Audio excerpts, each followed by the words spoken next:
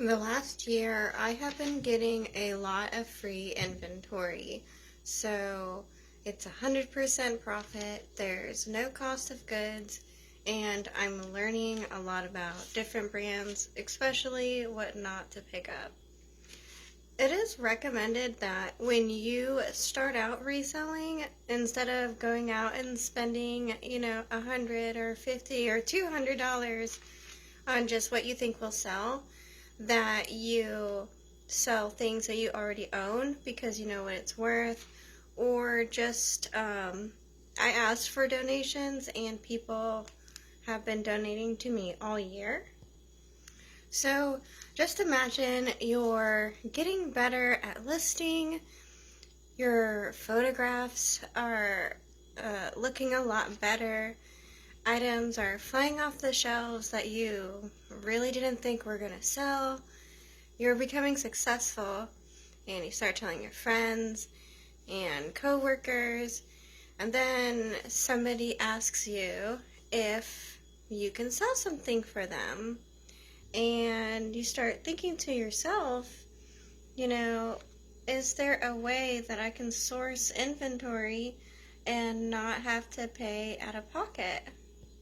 But as you start to list and put in all the work, the listing and the photography, you realize that you are doing all the work, and you start to question if the arrangement is fair.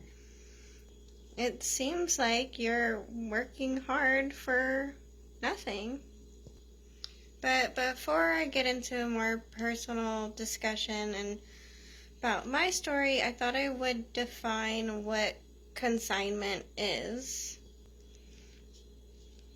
Consignment is an arrangement in which goods are left with a third party to sell.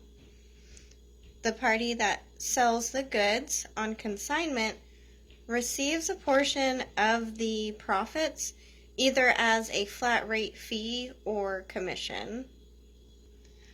Selling via consignment arrangement can be a low commission, low time investment way of selling items or services.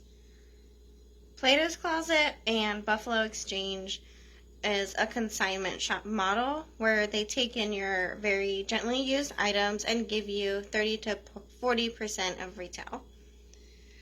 For your friend, it's an easy way to make money when you don't have time or are looking to donate your items. I asked Dickens Pickens during one of his live shows if he ever sold an item, and he told me that he did. He has sold for his family before, but it's not something that he chooses to dabble in. I also found that he made a really great point. Quote, "When they find out you sell items on eBay, they automatically assume you list it and it sells. They are not in it for the waiting game.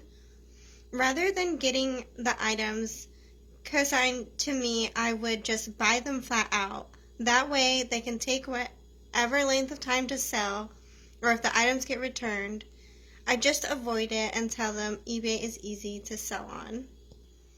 Returns wasn't something that crossed my mind, and maybe as a beginner like yourself, it didn't cross your mind either, but it is a risk you take if you decide to do consignment and sell online. My next question was, is 50-50 fair? And it is standard that it is 50-50. You have to keep in mind how long does it take for you to list and what is your time worth. Remember, time is money. You need to decide what your fees will be, and if that's going to be taken out of your rate. And also you have to decide right up front before you take the inventory. So some sellers like to use a tiered system while others have a flat rate system. Recloth Collect describes sorting items from what she will take and what she will take to buy, sell trade stores.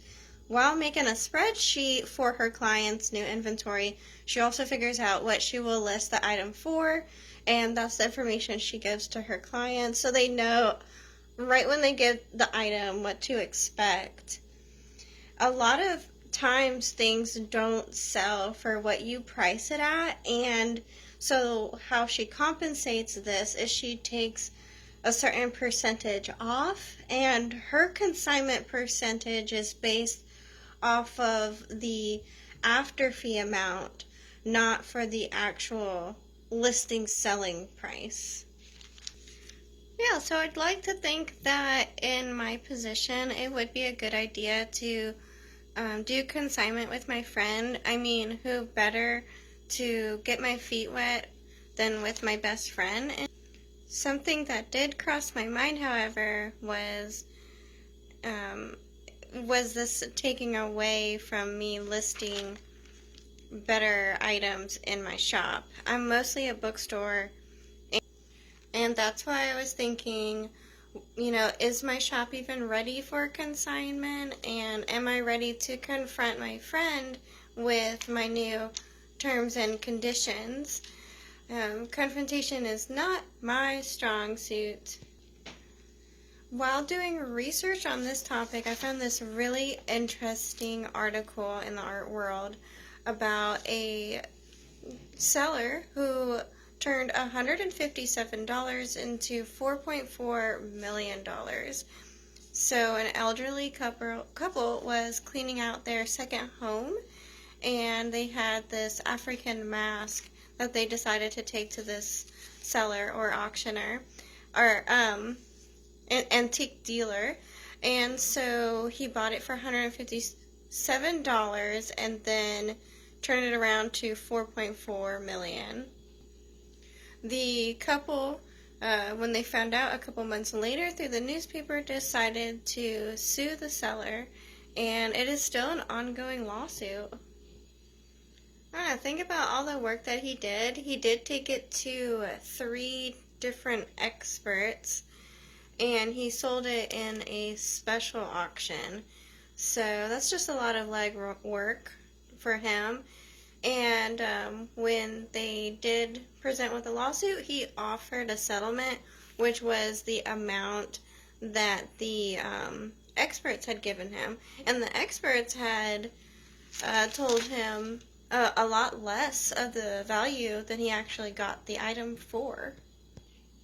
It really made me wonder what would happen if this had been like a consignment model, and what if you had to give somebody 50% of $4.4 million? And would you have, I don't know, resentment and feelings if you were the one who did all that work?